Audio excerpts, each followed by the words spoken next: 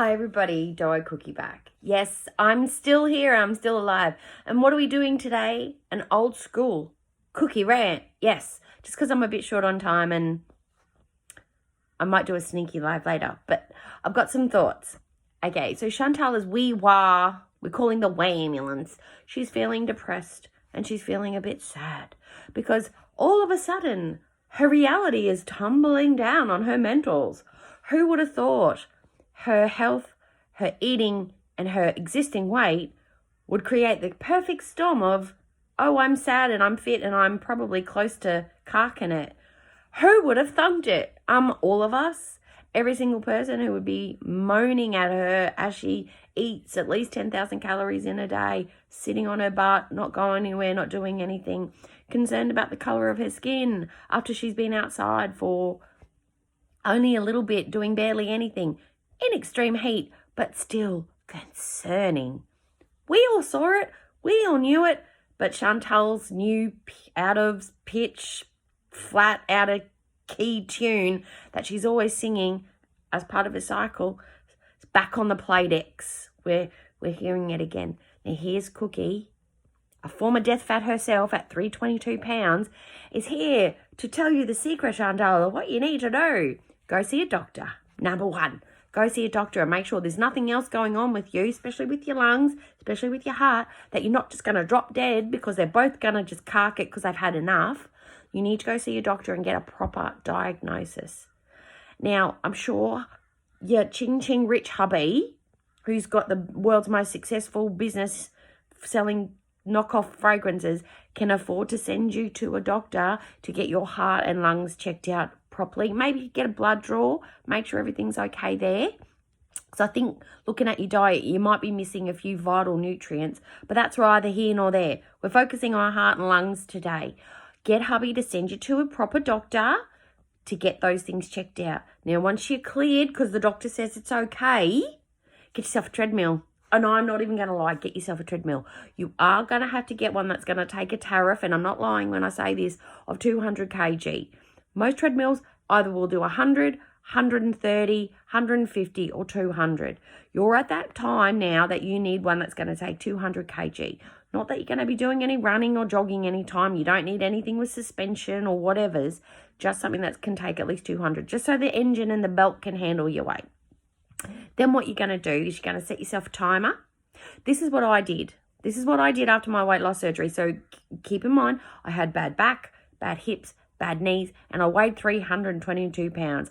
But I was also forced by my medical team, who said that if you don't walk, you may get clotting in veins. Plus, you need to move to lose weight, as well as now not being able to eat as much. You got to move.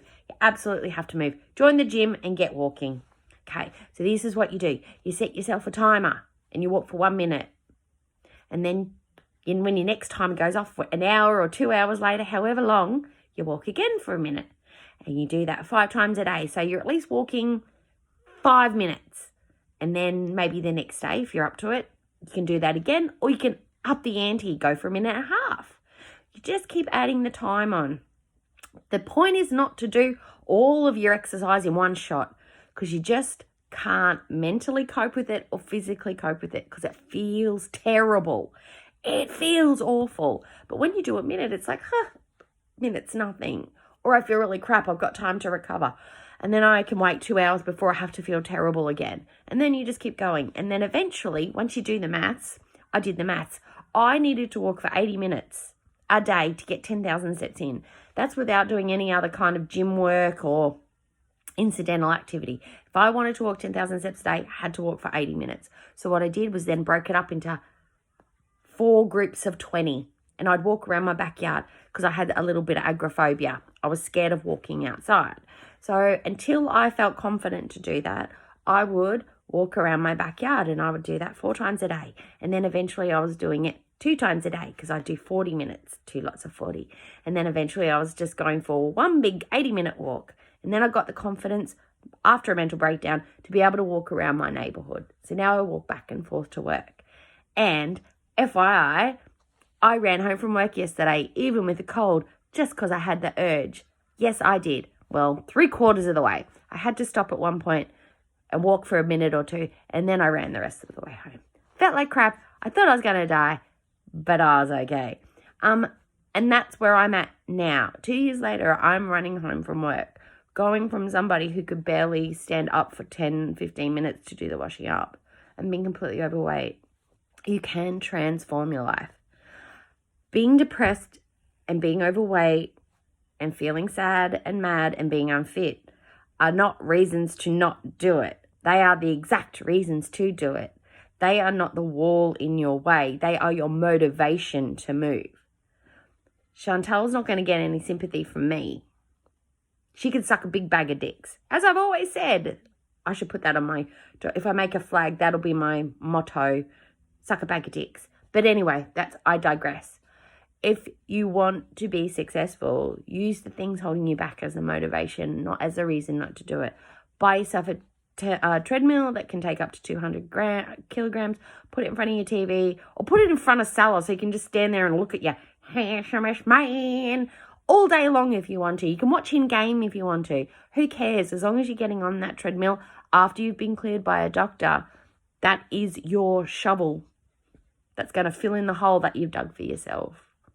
You will not get any excuses. There is not an excuse you have other than a pulmonary embolism that is going to make me believe that you cannot move around. That's it. Hope everybody's having a great day. I will see you soon. I might be doing a sneaky stream later tonight, FYI. And yeah, suck a bag of dick, Chantal. Bye. See you in the next one.